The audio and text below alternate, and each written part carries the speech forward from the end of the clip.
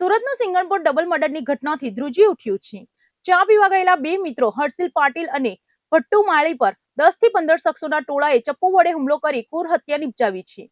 જોકે પોલીસે ત્વરિત કાર્યવાહી કરીને આરોપીઓને દબોચી લીધા છે. ડાયમંડ સિટી સુરતમાં કાયદો અને વ્યવસ્થાની સ્થિતિ વણસી હોય તેમ સુરત શહેર ફરી એકવાર ડબલ મર્ડરની ચકચારી ઘટનાથી રક્તરંજિત બન્યું છે. સુરતના સિંગણપોર વિસ્તારમાં સામાન્ય બોલાચાલી અને ઝઘડાએ એવું ઉગ્ર સ્વરૂપ ધારણ કર્યું છે કે બે આશાસ્પદ યુવકોએ પોતાનો જીવ ગુમાવવો પડ્યો છે. ઘટનાની વિગત એવી છે કે 30 વર્ષીય હર્ષિલ પાટીલ અને 25 વર્ષીય ભટ્ટુ માળી નામના બે મિત્રો પોતાના અન્ય મિત્રો સાથે સિંગણપોર વિસ્તારમાં ચા પીવા માટે ગયા હતા. ચાની કેટલી પર કોઈ અગમ્ય કારણસર આ યુવકો ત્યાં હાજર અન્ય કેટલાક યુવકો સાથે ઉગ્ર ઝઘડો થયો હતો. આ બોલાચાલી એટલી હદે વધી ગઈ કે સામે પક્ષના 10 થી 15 જેટલા માથાભારે યુવકોનું ટોળું ચપ્પુ અને અન્ય તીક્ષ્ણ હથિયારો સાથે તૂટી પડ્યું હતું. હુમલાખોરોએ હર્ષિલ અને ભટ્ટુ પર આડેધડ ચપ્પુના અસંખ્ય ઘા ઝીકી દીધા હતા. લોહીલુહાણ હાલતમાં બંને મિત્રોને તાત્કાલિક સારવાર અર્થે સ્મીમેર હોસ્પિટલ ખસેડ્યા હતા, પરંતુ ટૂંકી સારવાર દરમિયાન બંનેના કરુણ મોત નીપજ્યા હતા. થોડા દિવસે ભરેલા બજારમાં બનેલી આ ક્રૂર હત્યાકાંડની ઘટનાને પગલે સમગ્ર સિંગણપોર અને આસપાસના વિસ્તારોમાં સન્નાટો અને ભારે તકદીલી વ્યાપી ગઈ હતી. મૃતક હર્ષિલ અને ભટ્ટુના પરિવારો પર જાણે આપ તૂટી પડ્યો હોય તેમ આખા પરિવારમાં કરુણ આક્રદ અને શોકનો માહોલ છવાઈ ગયો છે.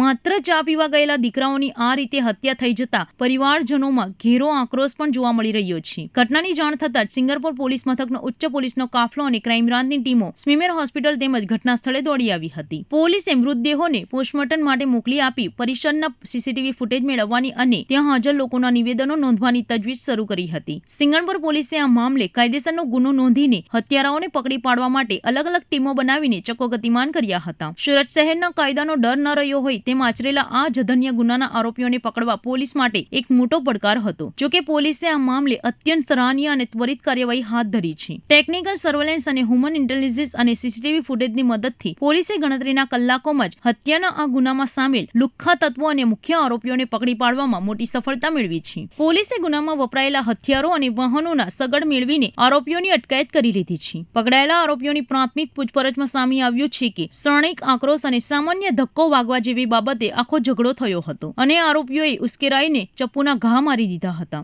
ગુનાની ગંભીરતાને જોતા પોલીસ હવે આ તમામ આરોપીઓની ધરપકડ કરી કડક કાનૂની સકંજામાં લેવાની તૈયારી કરી રહી છે. સિંગણપોર પોલીસ દ્વારા હાલમાં પકડાયેલા તમામ આરોપીઓની સઘન પૂછપરછ કરવામાં આવી રહી છે, જેથી આ હુમલામાં હજુ અન્ય કયા શખ્સો પડદા પાછળ સામેલ હતા કે કેમ તેની વિગતો મેળવી શકાય. આ સાથે જ પોલીસ એ પણ તપાસી રહી છે કે આરોપીઓનો કોઈ જૂનો ગુનાહિત ઇતિહાસ છે કે નહીં. શાંત ગણાતા સુરત શહેરમાં આ પ્રકારે જાહેરમાં થતી હત્યાની ઘટનાઓ નાગરિકોની સુરક્ષા સામે સવાલો ઉભા કરે છે, પરંતુ આ કેસમાં પોલીસે જે રીતે ગણતરીના કલાકોમાં જ તમામ આરોપીઓને જેલના સળિયા પાછળ ધકેલી દીધા છે તેનાથી ગુનેગારોમાં કડક સંદેશ ગયો છે. હવે જોવાનું એ રહેશે કે પોલીસ આ કેસની મજબૂત ચાર્જશીટ રજૂ કરીને નરાધમ આરોપીઓને અદાલતમાંથી ક્યારે અને केवी रीते कड़क सजा अपावे छी। सूरत शहर के सिंगणपुर पुलिस स्टेशन में रात को एक मर्डर की घटना बनी है, जिसमें दो लोगों की डेथ हुई है। इसमें मरण जनार है, उनका नाम भट्टू माली और हर्षल पाटिल है। ये दोनों महाराष्ट्र के रहने वाले हैं, परप्रांतीय हैं। घटना की विगत ऐसी है कि रात को 4 लोग, जिसमें से मरण जनार भी हैं, ये लोग मुगल टी स्टॉल पे आते हैं और मुगल टी स्टॉल पे ऐसा बोलते हैं कि उसको मावा खाना है, ऐसा करके। तो दुकानदार जो है वो बाहर बैठा होता है, उसने बोला कि शॉप अभी बंद है, लेकिन शॉप के अंदर 4 लोग बैठे थे जो कि कैरम खेल रहे थे। इसने ज़बरदस्ती शॉप खुलवाया और अंदर जाके उससे लड़ाई झगड़ा किया और फिर ये लोग 6 लोग जो थे वो अपने अपने रास्ते चले गए।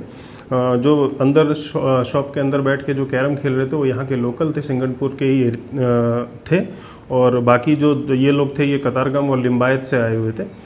ये वापस जाते हैं और रांदेर के विस्तार में जाके वहाँ से चाकू लेके आते हैं और इन 4 लोगों के से लड़ाई करने का प्रयास करते हैं। फिर इन 6 लोगों के बीच में लड़ाई होती है और इन 6 लोगों की लड़ाई के बीच में जो आरोपी जो था, जो फरियाद इसमें मरण जनार है, ये मरण जनार चाकू लेके आता है मारने के लिए और इसको खुद ही इसको चाकू लग जाती है और इसकी डेथ हो जाती है। दूसरा जो आदमी है उसकी भी सारवार के दौरान डेथ होती है। टोटल 2 लोगों की मरने की खबर है। तुरंत ही सिंगणपुर पुलिस स्टेशन की डी स्टाफ और रात में जो PSI थे वो भी जगह पे पहुंचे और रातों रात दो आरोपी थे इसमें, उन दोनों आरोपी को अरेस्ट कर लिया गया है और इसमें टोटल 4 आरोपी हैं। बाकी 2 आरोपी की शोधखोल चालू है। क्राइम ब्रांच की टीम और लोकल डी स्टाफ और एलसीबी की टीम इसमें लगी हुई है और जल्दी से जल्दी हम बाकी 2 आरोपी को भी लेके आएंगे। इसमें मर्डर का ऑफेंस हमने बीएनएस की धारा 103(1) के तहत इसमें फरियाद दाखिल किया है और आगे कार्रवाई हम कर रहे हैं। सर, आरोपी और मंडार का कोई गुना इतिहास? जो इसमें मरण जनार है, मरण जनार के ऊपर तड़ीपार का प्रपोजल अभी ऑलरेडी रखा हुआ है और इसके ऊपर पहले भी मारामारी के जैसे ऑफेंसेस इसके ऊपर ऑलरेडी दाखिल है।